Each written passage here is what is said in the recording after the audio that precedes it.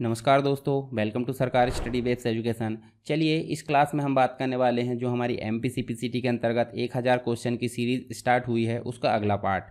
आप पिछले सभी पार्ट्स को देख लीजिए ध्यान से, टेलीग्राम चैनल को ज्वाइन कर लीजिए और नोट्स वगैरह मटेरियल के लिए आप वेबसाइट को फॉलो कर सकते हैं। अन्य जो प्लेटफॉर्म है उसको भी आप जो है फॉलो कर सकते हैं। नेक्स्ट क्वेश्चन यहाँ पर देखने को मिलेगा, यदि आपके लैपटॉप का जो एलसीडी है, लिक्विड क्रिस्टल डिस्प्ले या एलईडी की बात कर लेते हैं, वो डिम हो जाता है। डिम मतलब लो हो जाता है एक प्रकार से। तो ये लो होता जा रहा था, इस समस्या के समाधान के लिए आप कैसे इसे ठीक करेंगे। अब देखिए, ख़राब होने की बात है तो उसको कोई हार्डवेयर इंजीनियर ही ठीक करेगा, परंतु यहाँ बात हो रही है हमारे सॉफ्टवेयर से रिलेटेड प्रॉब्लम की। तो यहाँ देखिए, कंट्रोल पैनल में पावर प्लान पर जाना है, हाई परफॉर्मेंस का सेलेक्ट करना है और आवश्यकता के अनुसार ब्राइटनेस को यहाँ पे मैनेज करना है। तो राइट आंसर तो वैसे ए ही है। बाकी चीज़ें देखिए, कीबोर्ड की सेटिंग बदले गलत है, बिजली आपूर्ति बदले गलत है, बिजली आपूर्ति का वोल्टेज बढ़ा ये भी गलत है। तो पहला ही हमारा यहाँ पर राइट आंसर हो जाएगा कि अगर एलईडी डिस्प्ले डिम हो रहा है तो उसको आप इस प्रकार से ठीक कर सकते हैं कंट्रोल पैनल के माध्यम से। कंट्रोल पैनल क्या होता है, पूरे सिस्टम का एक प्रकार से सर्वर होता है जिसके माध्यम से हम सारी सेटिंग को चेंजेस कर सकते हैं कंट्रोल पैनल में। नेक्स्ट क्वेश्चन है, निम्न में से कौन सा यूनिक्स एक ऑपरेटिंग सिस्टम है जो लाइनेक्स का पूर्ववर्ती है। इसी के आधार पर लाइनेक्स बनाया गया है। एक प्रकार से ये क्या है, प्रोप्राइटरी सॉफ्टवेयर है, जबकि लाइनेक्स आपका फ्री ओपन सोर्स सॉफ्टवेयर है। इसके अंतर्गत एक प्रोसेस कंट्रोल सिस्टम कॉल होती है, तो वो 3 प्रकार की होती है। 3 में से एक कौन सी नहीं है, तो देखिए फॉर्क होती है, EXE भी होती है और उसके बाद बेड भी होती है, परंतु आउट यहाँ पर सिस्टम कॉल नहीं होती। तो राइट आंसर आपका डी ही हो जाएगा। यूनिक्स के अंतर्गत सिस्टम कॉल क्या होती है, इसके बारे में जानते हैं हम यहाँ पे। तो यूनिक्स के अंतर्गत सिस्टम कॉल जो होती है एक प्रकार से कर्नल के अंतर्गत जो फंक्शंस होते हैं वो देखने को मिल जाते हैं, जो कि ऑपरेटिंग सिस्टम के अंतर्गत यूज़र के प्रोग्राम को किस प्रकार देखना है, किस प्रकार रन करना है, ये चीज़ों को मेंटेन करने का काम करती है सिस्टम कॉल। जैसे यहाँ पे हम देखेंगे तो ये एक प्रकार से प्रोसेस को क्रिएट करने का काम करती है, प्रोसेस को मैनेज करने का काम करती है कौन, सिस्टम कॉल। साथ ही हम देखें तो इसके अंतर्गत आपको फॉर्क देखने को मिल जाता है, जो कि न्यू सिस्टम कॉल को या न्यू प्रोसेस को क्रिएट करने का काम करती है। EXE मतलब हो जाता है एक प्रकार से ये जो है जो भी हमारी चाइल्ड प्रोसेस होती है उसको रन करने का काम कर जाती है। और वेट जो होती है चाइल्ड प्रोसेस को रन होते तक पेरेंट प्रोसेस को वेट करने के लिए या इंतज़ार करने के लिए यहाँ पे रख देती है। नेक्स्ट क्वेश्चन है, खालिस्तान कंप्यूटर और खालिस्तान कंप्यूटर से अधिक की एनर्जी बचत करता है। तो देखिए यहाँ पे जो कंप्यूटर पहला वाला है वो दूसरे कंप्यूटर से एनर्जी की बचत करता है। तो देख सकते हैं traditional, modern, laptop, desktop, laptop, old, new. तो यहाँ देखिए लैपटॉप जो होता है बैटरी कम यानी एनर्जी कम खाता है और डेस्कटॉप जो है एनर्जी ज़्यादा लेता है। तो यहाँ आंसर क्या हो जाएगा हमारा, बी, लैपटॉप और desktop. Laptop computer desktop computer से अधिक एनर्जी की बचत करता है। ठीक है, यहाँ आप लैपटॉप के बारे में देख सकते हैं। लैपटॉप को आप सिंपल क्या बोल सकते हैं, नोटबुक बोल सकते हैं। ठीक है, इसको गोदी में रखकर चलाया जाता है इसीलिए लैपटॉप बोला जाता है। ये इसको टेबल पर रखकर चलाया जाता है इसीलिए इसे डेस्कटॉप बोला जाता है। इसमें जो है आपकी बैटरी नहीं होती, इसके लिए आपको UPS की आवश्यकता पड़ती है थोड़ी देर के लिए पावर सप्लाई के लिए। और इसमें खुद की इनबिल्ट बैटरी होती है जिसमें आपको बैकअप देखने को मिल जाता है लैपटॉप की क्वालिटी के हिसाब से, कॉन्फ़िगरेशन उसकी कैसी है उसके हिसाब से। लाइनेक्स में बूट लोडर को क्या कहा जाता है, तो देखिए लाइनेक्स में बूट लोडर का मतलब हो जाता है बूटिंग प्रोसेस को स्टार्ट करना। तो बूट लोडर को जो है हम जो है GRUB बोल सकते हैं लाइनेक्स के अंतर्गत। तो आपको राइट आंसर देखने को मिल जाएगा GRUB, पहला ए। आमतौर पर .com क्या है, टॉप लेवल का डोमेन है। यह क्या दर्शाता है, वेबसाइट में जो ऑर्गेनाइजेशन का प्रकार है वो क्या दर्शाता है। तो .com जिसने लिया वो कमर्शियल साइट की वेबसाइट है, यानी कि क्या दिखेगा, कमर्शियल टाइप में यहाँ पे देखने को मिल जाएगा .com। तो आपको यहाँ पे टॉप लेवल का डोमेन क्या दिखेगा, .com। तो डोमेन नेम होता क्या है, डोमेन नेम मतलब हो जाता है इंटरनेट पर जब हम कोई किसी व्यक्ति की इन्फॉर्मेशन को सर्च करते हैं तो किसी न किसी नाम के द्वारा उसे सर्च करते हैं, उस यूनिक नाम को ही हम क्या बोल देते हैं, डोमेन नेम। और डोमेन नेम आप इस प्रकार देख सकते हैं, उसका पर्टिकुलर नाम, जैसे सरकार स्टडी बेस्ड और यहाँ पे .com। तो इस प्रकार से नाम हो सकता है। और जो नाम होता है वो सेकंड लेवल डोमेन SLD कहलाता है, और जो .com .edu होता है वो टॉप लेवल डोमेन कहलाता है, या डोमेन एक्सटेंशन इसे हम बोल सकते हैं, या फिर शॉर्ट में बोल तो TLD से हम बोल सकते हैं। कुछ डोमेन नेम के टाइप्स होते हैं, जैसे आप देखोगे .com commercial type, .net networking site, organisation के लिए .org, इन आप ले सकते हैं यहाँ पे .in इंटरनेशनल, US आप देखोगे तो यूएस आप देखने को मिलेगा, ये आपको लास्ट में देखने मिल जाता है कंट्री के लिए। कंट्री लेवल डोमेन है, यूएस मतलब यूनाइटेड स्टेट। गवर्नमेंट टाइप की अगर वेबसाइट है तो .gov, एजुकेशनल है तो .edu, .co.in यहाँ पर देखने मिल जाता है, गूगल के अंतर्गत भी। तो इस प्रकार से आपको डोमेन नेम के टाइप्स देखने को मिल जाएंगे। नेक्स्ट क्वेश्चन है, इंटरनेट के संदर्भ में ईमेल का पूर्ण रूप क्या है? तो जैसे कि मैंने अभी पहले भी बताया था, ईमेल को अगर बात करें हम इंटरनेट के माध्यम से अगर हम किसी व्यक्ति को सूचनाएं भेजते हैं एक स्थान से दूसरे स्थान तक, तो उसे हम बोल देते हैं ईमेल। ईमेल का फुल फॉर्म होता है इलेक्ट्रॉनिक मेल। निम्न में से कौन सा प्रोग्राम अभिभावक, मतलब हम सिंपल बोले तो पेरेंट्स, दूसरा ऑर्गेनाइजेशन मतलब कोई कंपनी कोई संस्था हो सकती है, उसमें सेलेक्टेड जो साइट होती है, सेलेक्टेड जो वेबसाइट होती है उसको अवरुद्ध या ब्लॉक करने और इंटरनेट एक्सेस पर समय सीमा निर्धारित करने की अनुमति देता है। उदाहरण के लिए हम बात करें क्या, बैंक की, तो बैंक में आपने देखा होगा बैंक के कंप्यूटर में कुछ निश्चित वेबसाइट ही खुलेगी जो बैंक की उपयोगी हो। अन्य चीज़ें जैसे शॉपिंग की वेबसाइट है, कुछ अन्य जो वेबसाइट है उनको वहाँ पे ओपन करने से प्रतिबंध लगा दिया जाता है।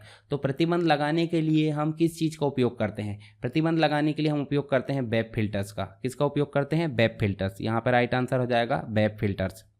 वेब फिल्टर्स होता क्या है? तो वेब फिल्टर्स की अगर बात करें तो इसको वेब फिल्टरिंग, इसको हम इंटरनेट की फिल्टरिंग भी बोल सकते हैं। इसको इंटरनेट के अंतर्गत सिक्योरिटी टेक्नोलॉजी के रूप में हम जो है प्रेफर कर सकते हैं, यानी कि बोल सकते हैं। और ये यूज़र को अनावश्यक जो वेबसाइट है, URL है, उनको खोजने या ब्राउज़ करने के लिए बचाता है, यानी ब्राउज़ करने से रोकता है।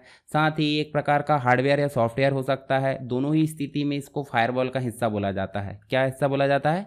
फायरवॉल का हिस्सा इसे बोला जाता है। इसके अलावा वेब फिल्टर्स जो है चिल्ड्रंस के प्रोटेक्शन के लिए, मतलब सिंपल अनावश्यक जो वेबसाइट्स होती है जिससे चिल्ड्रंस की मानसिक स्थिति खराब हो सके, उससे बचाने के लिए हम वेब फिल्टर्स का उपयोग कर सकते हैं। स्टाफ की प्रोडक्टिविटी के लिए इसका उपयोग कर सकते हैं। भाई सिंपल है, मीडिया, ऑनलाइन शॉपिंग, स्ट्रीमिंग, इन साइट को ब्लॉक करके हम जो है स्टाफ जो हमारा एम्प्लॉयज़ है उनकी प्रोडक्टिविटी को बढ़ा सकते हैं ऑर्गेनाइजेशन के माध्यम से। लिमिट यूज़र इंटरेक्शन जैसे कुछ अनावश्यक जो साइट होती है जिससे अनसेफ रहती है वो, तो उसको एक्सेस करने से हम रोक सकते हैं इसके माध्यम से। साइबर रिस्क से बचा सकते हैं। बैंडविड्थ की एफिशिएंसी यहाँ बढ़ा सकते हैं। और एक्सप्लोसिट जो शोषण वाले जो किट होती है उससे भी जो है हम इसको बचा सकते हैं।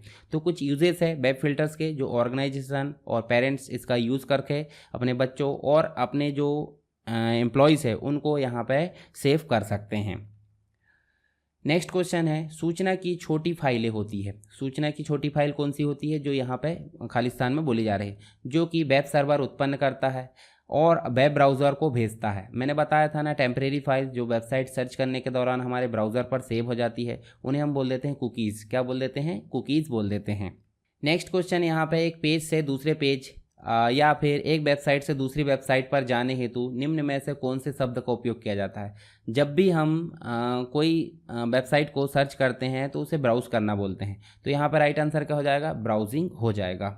इंटरनेट के संदर्भ में FTP का पूर्ण रूप क्या हो जाता है? FTP जो है एक प्रकार का प्रोटोकॉल है। इंटरनेट पर कोई भी काम करने के लिए कुछ नियमों की आवश्यकता होती है, उसे हम प्रोटोकॉल से दर्शाते हैं। और प्रोटोकॉल अलग अलग काम के लिए अलग अलग उपयोग किए जाते हैं। FTP भी एक प्रकार का प्रोटोकॉल है जिसका फुल फॉर्म होता है फाइल ट्रांसफ़र प्रोटोकॉल। मान लो कोई सर्वर है, सर्वर से अगर कोई चीज़ डाउनलोड करना है या फिर सर्वर में कोई चीज़ अपलोड करना हमारे कंप्यूटर से, तो इसके लिए यूज़ किया जाता है क्या? FTP। क्या यूज़ किया जाता है? FTP। तो file transfer protocol. Web browsing के संदर्भ में बुकमार्क्स का उपयोग क्या होता है? तो बुकमार्क होता क्या है? चलिए ब्राउज़र में चल लेते हैं। ब्राउज़र में चलेंगे हम, तो ब्राउज़र में चलने के बाद हमको देखने को मिलेगा, देखिए यहाँ पे बहुत सारे जो है आपको छोटे छोटे आइकॉन्स दिख रहा है ऊपर, इनको बुकमार्क बोलते हैं। जब भी हमको कोई चीज़ फास्टली ओपन करना है तो हम यहाँ पे क्या कर लेते हैं, फेवरेट बार में उसको लाकर रख लेते हैं। जैसे यहाँ देखिए स्टार दिख रहा है आपको, इस स्टार के थ्रू हम जो है इस वेबसाइट को बुकमार्क बना सकते हैं ताकि हम यहीं से इसको ओपन कर सकें। हम राइट क्लिक करें तो देखिए बुकमार्क को एडिट वगैरह मैनिपुलेट कर सकते हैं, डिलीट करना है, कट कॉपी करना है, तो ये सारे काम कहाँ से कर सकते हैं हम? यहीं बुकमार्क से। हम 3 डॉट में जाकर देखेंगे तो बुकमार्क से रिलेटेड चीज़ें भी दिख रही, जैसे बुकमार्क को ऐड करना, नहीं करना है, या फिर हाइड करना है, शो करना, हाइड करना, इंपोर्ट एक्सपोर्ट है, और बहुत सारे बुकमार्क की लिस्ट दिख रही है जिनको हम मैनिपुलेट कर सकते हैं। तो बुकमार्क आपको समझ में आ गया। बुकमार्क का मतलब हो जाता है सिंपल, आप देखोगे विशिष्ट वेबसाइटों को सेव करना, व्यवस्थित करना ताकि आप इन्हें बार बार जा सकें। तो ये तो सही आंसर इसका। आपके द्वारा हाल ही में देखी गई वेबसाइट के माध्यम से आगे बढ़ना ये नहीं होगा। किसी वेबसाइट से अपने कंप्यूटर पर एक इमेज सेव करना ये भी गलत है।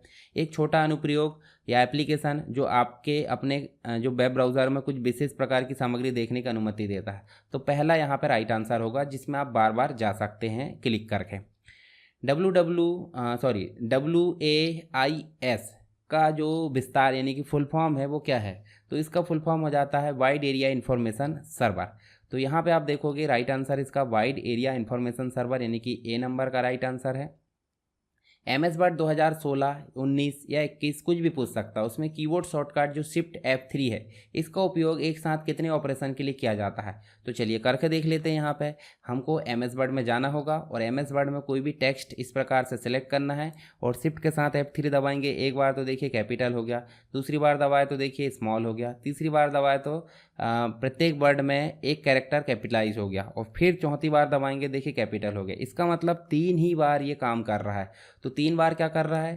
3 बार कर रहा है कि भाई फुल कैपिटल हो जाए, आपको स्मॉल देखने को मिल जाता है और प्रत्येक वर्ड में कैपिटल देखने को मिल जाता है। तो कितने ऑपरेशन कर रहा है? 3। तो राइट आंसर क्या हो जाएगा? 3 यहाँ पर राइट आंसर हो जाएगा।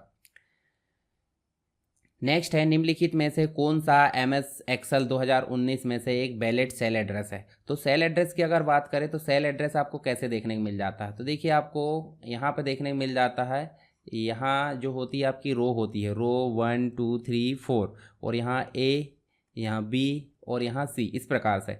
तो यहाँ पे इसका सेल एड्रेस क्या बनेगा? A2। तो इसका मतलब पहले क्या आ रहा है? कॉलम नंबर और बाद में आ रहा है रो नंबर। तो यहाँ देखिए 9 आ गया, ये भी गलत हो जाएगा। बीच में 9 आ गया, ये भी गलत। उसके बाद ABC यहाँ नंबर आया नहीं, ये भी गलत। राइट आंसर क्या हो जाएगा? AB5। यानी कि इस प्रकार से पहले कॉलम नेम आ जाता है और फिर रो नेम आ जाता है। तो राइट आंसर हमारा हो जाएगा कि वैलिड सेल एड्रेस आपका D देखने को मिल जाता है। और सेल एड्रेस क्या दर्शाता है कि किस जगह हम काम कर रहे हैं, उस पर्टिकुलर बॉक्स का एड्रेस क्या है, उसी को हम बोल देते हैं सेल एड्रेस। ठीक है। नेक्स्ट है MS वर्ड 2019 में ड्रॉप कैप। ड्रॉप कैप का मतलब हो जाता है, सिंपल आप समझ जाइए, जैसे ये पैराग्राफ है, ये पैराग्राफ में पहला कैरेक्टर को हम चाहते हैं बड़ा होकर दिखे अन्य कैरेक्टर की अपेक्षा, तो उसे हम ड्रॉप कैप में कन्वर्ट कर देते हैं। जैसे यहाँ देखिए ड्रॉप कैप, तो ड्रॉप कैप में देखिए कितनी लाइन को घेरा इसने? 1 2 3।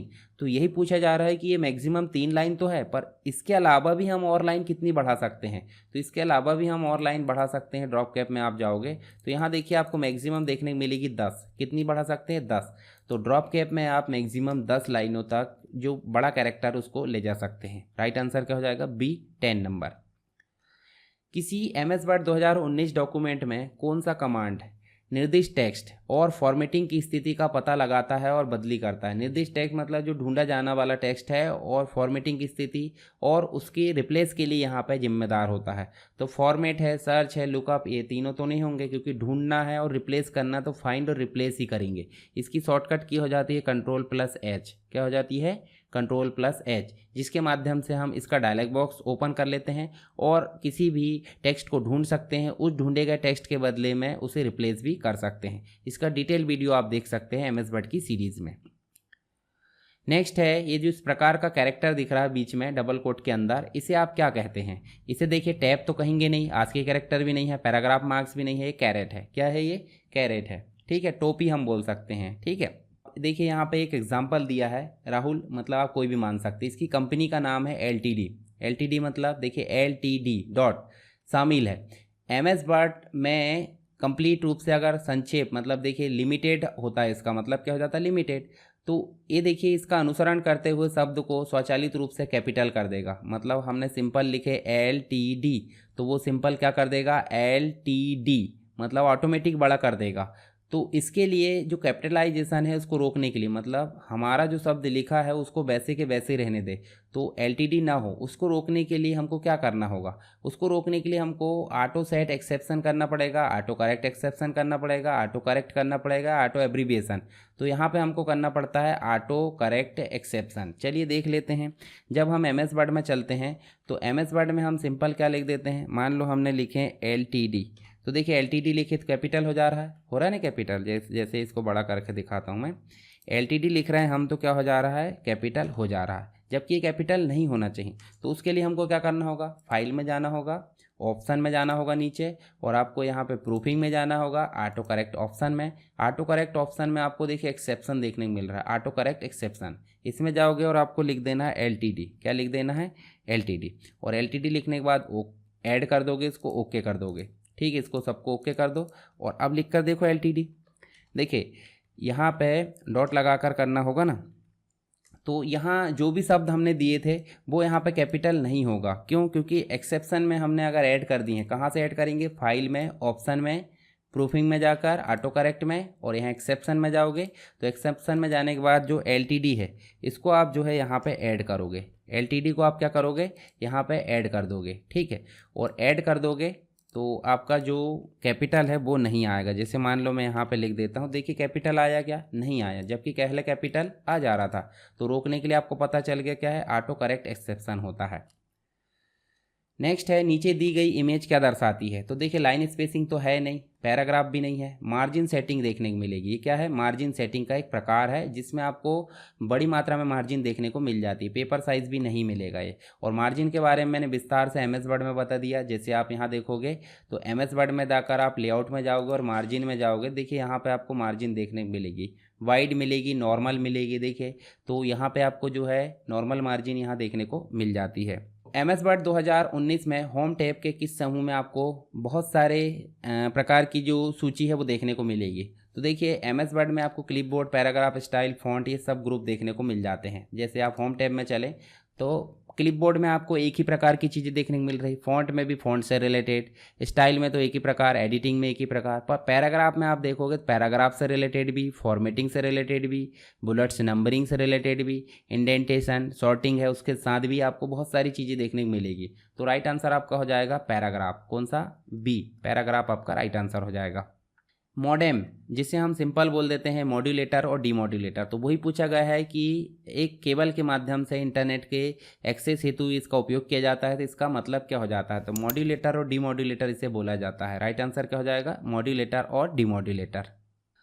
मॉडेम है क्या? मॉडेम एक प्रकार की डिवाइस है, नेटवर्किंग डिवाइस, जिसके माध्यम से हम जो है इंटरनेट में हम यहाँ पे देखने को मिल जाता है सिग्नल को ट्रांसमिट करना। अब सिंपल हमारा कंप्यूटर काम करता है 0-1 में, उसके अलावा 0-1 को अगर हमको टेलीफोन लाइन से भेजना है तो हमको ज़रूरत पड़ती है मॉडेम की, और फिर टेलीफोन लाइन से हमको किसी दूसरे व्यक्ति तक भेजना है तो फिर से हमको मॉडेम के द्वारा उस सिग्नल को उस व्यक्ति के नेटवर्क में या कंप्यूटर में ट्रांसमिट करना होता है। तो जो हमारा मॉडेम होता है वो 0-1 को, 0-1 मतलब बाइनरी कोड को एनालॉग में बदलता है, एनालॉग सिग्नल में, और दूसरा जो मॉडेम है जिस सामने वाले रिसिपेंट पास है, यानी कि प्राप्तकर्ता के पास है, तो वो एनालॉग सिग्नल को 0-1 में बदलने का काम करता है। तो यहाँ इसे बोल देते हैं मॉड्यूलेटर, और सामने वाले डिवाइस या रिसीव करना जो रिसीवर है उसके पास बोल देते हैं डीमॉड्यूलेटर। तो इस प्रकार मॉडेम काम करता है, मॉड्यूलेशन और डीमॉड्यूलेशन का, इसलिए शॉर्ट में इसका नाम रख देते हैं मॉडेम। ठीक है। मेल मर्ज के एनवलप में इलेक्ट्रॉनिक पोस्टेज डालने के लिए किस चेकबॉक्स को इनेबल करना होता है? तो यहाँ पे देखिए इलेक्ट्रॉनिक रूप से इंसर्ट इलेक्ट्रॉनिक पोस्टेज या ऐड इलेक्ट्रॉनिक पोस्टेज के रूप में इसे हम कर सकते हैं। तो यहाँ देखिए ऐड इलेक्ट्रॉनिक पोस्टेज जो दूसरा नंबर है इसका राइट आंसर है, जो कि हमारे मेल मर्ज में देखने को मिल जाता है। इसको आपको चेक कर देंगे तो इलेक्ट्रॉनिक पोस्टेज आप डाल सकते हैं।